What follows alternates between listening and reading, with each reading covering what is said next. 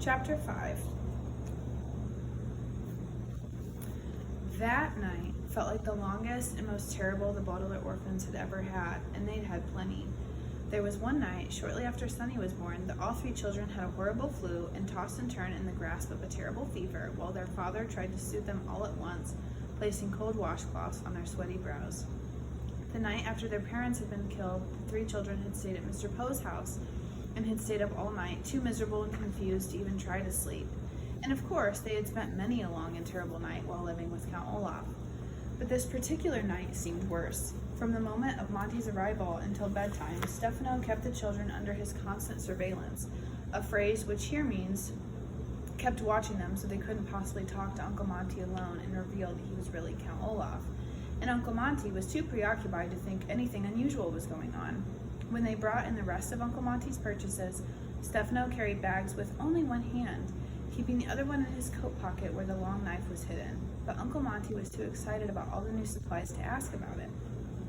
When they went into the kitchen to prepare dinner, Stefano smiled menacingly at the children as he sliced mushrooms. But Uncle Monty was too busy making sure the stroganoff sauce didn't boil to even notice that Stefano was using his own threatening knife for the chopping. Over dinner, Stefano told funny stories and praised Monty's scientific work, and Uncle Monty was so flattered he didn't even think to guess that Stefano was holding a knife under the table, rubbing the blade gently against Violet's knee for the entire meal. And when Uncle Monty announced that he would spend the evening showing his new assistant around the reptile room, he was too eager to realize that the Baudelaires simply went up to bed without a word. For the first time, having individual bedrooms seemed like a hardship rather than a luxury. For without one another's company, the orphans felt even more lonely and helpless. Violet stared at the paper tacked to her wall and tried to imagine what Stefano was planning. Klaus sat in his large cushioned chair and turned on his brass reading lamp, but was too worried to even open a book. Sunny stared at her hard objects, but didn't even bite anything. All three children thought of walking down the hall to Uncle Monty's room and waking him up to tell him what was wrong.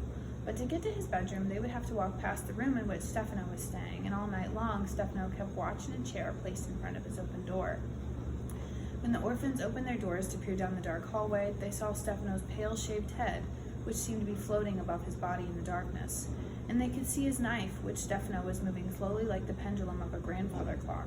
Back and forth it went, glinting in the dim light, and the sight was so fearsome they didn't dare try walking down the hallway.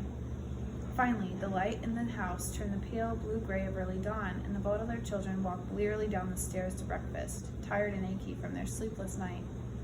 They sat around the table where they had eaten cake on their first morning at the house and picked listlessly at their food.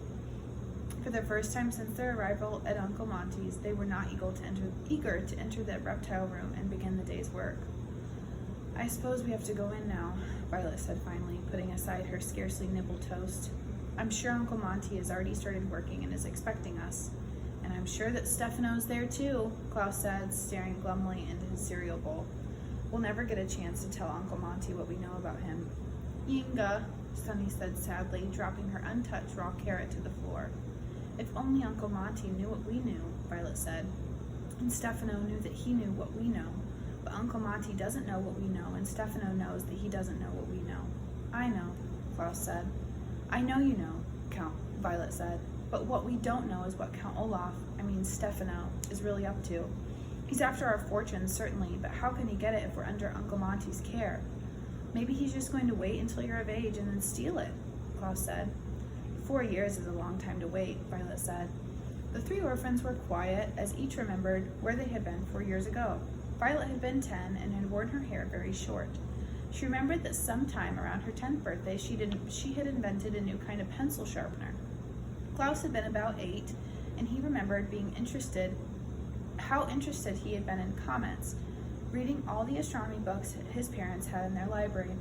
Sunny, of course, had not been born 4 years ago, and she sat and tried to remember what it was like. Very dark, she thought, with nothing to bite. For all three youngsters, 4 years did seem like a very long time ago. Come on, you are moving very slowly this morning," Uncle Monty said, bursting into the room. His face seemed even brighter than usual, and he was holding a small bunch of folded papers in one hand. "Stefano has only worked here 1 day, and he's already in the reptile room. In fact, he was up before I was. I ran into him on my way down the stairs. He's an eager beaver, but you three, you're moving like the Hungarian sloth snake, whose top speed is half an inch per hour. We have lots to do today, and I'd like to catch the 6 o'clock showing of Zombies in the Snow tonight, so let's try to hurry, hurry, hurry. Violet looked at Uncle Monty and realized that this might be their only opportunity to talk to him alone, without Stefano around, but he seemed so wound up they weren't sure if he would listen. Speaking of Stefano, she said timidly, we'd like to talk to you about him. Uncle Monty's eyes widened, and he looked around him as if there were spies in the room before leaning in to whisper to the children. I'd like to talk to you too, he said. I have my suspicions about him, and I'd like to discuss them with you. The Baudelaire orphans looked at one another in relief. You do? Klaus said. Of course, Uncle Monty said. Last night I began to get very suspicious about this new assistant of mine. There's something a little spooky about him. Uncle Monty looked around and began speaking even softer so the children had to hold their breaths to hear him. And I think we should discuss it outside, shall we? The children nodded in agreement and rose from the table. Leaving their dirty breakfast dishes behind, which is not a good thing to do in general, but perfectly acceptable in the face of an emergency, they walked with Uncle Monty to the front entryway, past the painting of 2 snakes entwined together, out the front door, and onto the lawn as if they wanted to talk to the snake-shaped hedges instead of to one another. I don't mean to be vainglorious, Uncle Monty began, using a word which here means braggy, but I really am one of the most widely respected herpetologists in the world.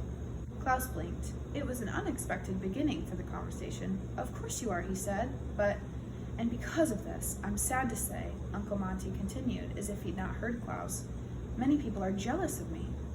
I'm sure that's true, Violet said, puzzled. And when people are jealous, Uncle Monty said, shaking his head, they will do anything.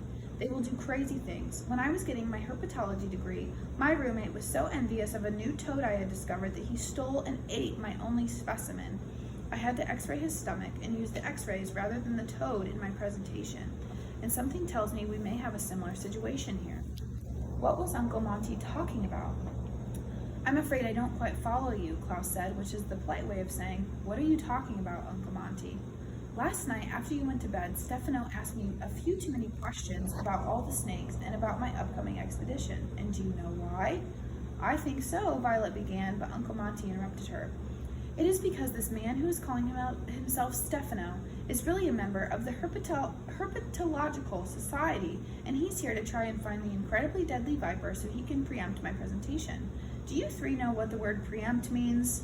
No, Violet said, but I think that it means that I think this Stefano is going to steal my snake, Uncle Monty said, and present it to the Herpetological Society. Because it's a new species, there's no way I can prove I discovered it. Before we know it, the incredibly deadly viper will be called the Stefano snake or something dreadful like that. And if he's planning that, just think what he will do on our Peruvian expedition. Each toad we catch, each venom sample we put into a test tube, each snake interview we record, each scrap of work we do, will fall into the hands of this Herpetological Society spy. He's not a Herpetological Society spy, Klaus said impatiently. He's Count Olaf. I know just what you mean, Uncle Monty said excitedly. This sort of behavior is indeed as dastardly as that terrible man's. That's why I'm doing this. He raised one hand and waved the folded papers in the air. As you know, tomorrow we're leaving for Peru. These are our tickets for the 5 o'clock voyage on the Prospero, a fine ship that will take us across the sea to South America. There's a ticket for me, one for Violet, one for Klaus, one for Stefano, but not one for Sonny, because we're going to hide her in a suitcase to save money. Depot! I'm kidding about that, but I'm not kidding about this. Uncle Monty, his face flushed with excitement, took one of the folded pieces and began ripping it into tiny pieces. This is Stefano's ticket. He's not going to Peru with us after all. Tomorrow morning, I'm going to tell him that he needs to stay here and look after my specimens. That way we can run a successful expedition in peace. But Uncle Monty, how many times must I remind you it's not polite to interrupt? Uncle Monty interrupted, shaking his head. In any case, I know what you're worried about. You're worried what will happen if he stays here alone with the incredible deadly viper. But don't worry, the viper will join us on the expedition, traveling in one of our snake-carrying cases.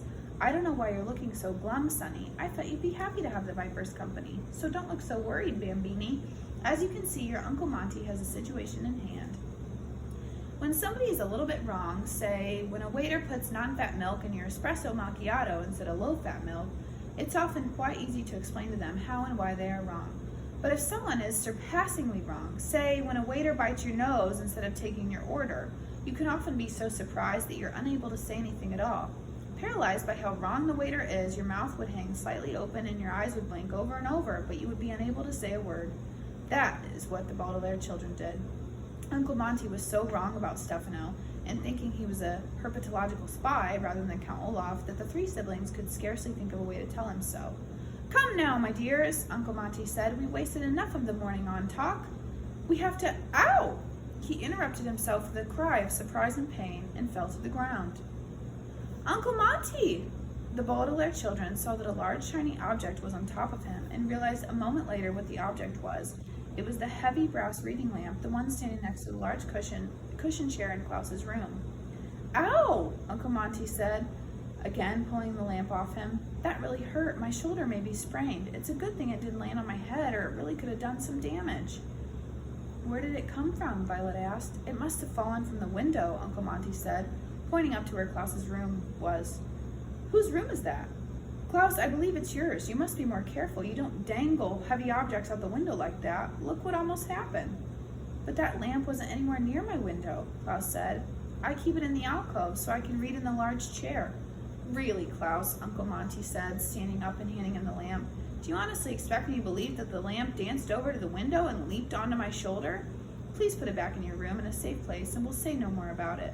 "But," Klaus said, with his older sister interrupting him. "I'll help you, Klaus," Violet said. "We'll find a place for it where it's safe." "Well, don't be long," Uncle Monty said, rubbing his shoulder. "We'll see you in the reptile room. Come, Sonny." Walking through the entry hall, the four parted ways at the stairs, with Uncle Monty and Sonny going to the enormous door of the reptile room and Violet and Klaus carrying the heavy brass lamp up to Klaus's room. "You know very well," Klaus said to his sister, "that I was not careless with the lamp."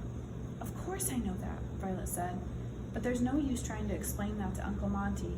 He thinks Stefano is a herpetological spy. You know as well as I do that Stefano was responsible for this." "How clever of you to figure that out," said a voice at the top of the stairs, and Violet and Klaus were so surprised they almost dropped the lamp. It was Stefano, or if you prefer, it was Count Olaf. It was the bad guy. "But then, you've always been clever children," he continued. "A little too clever for my taste, but you won't be around for long, so I'm not troubled by it." "You're not very clever yourself," Klaus said fiercely. "This heavy brass lamp almost hit us, but if anything happens to my sisters or me, you'll never get your hand on the fortune." Dear me," Stefano said, his grimy teeth showing as he smiled. "If I wanted to harm you, orphan, your blood would already be pouring down these stairs like a waterfall. No, I'm not going to harm a hair on any Baudelaire head, not here in this house. You needn't be afraid of me, little ones, until we find ourselves in a location where crimes are more difficult to trace." "And where would that be?" Violet asked. "We plan to stay right here until we grow up."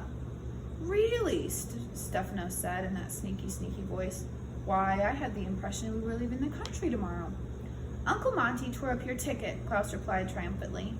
"He was suspicious of you, so he changed his plans, and now you're not going with us."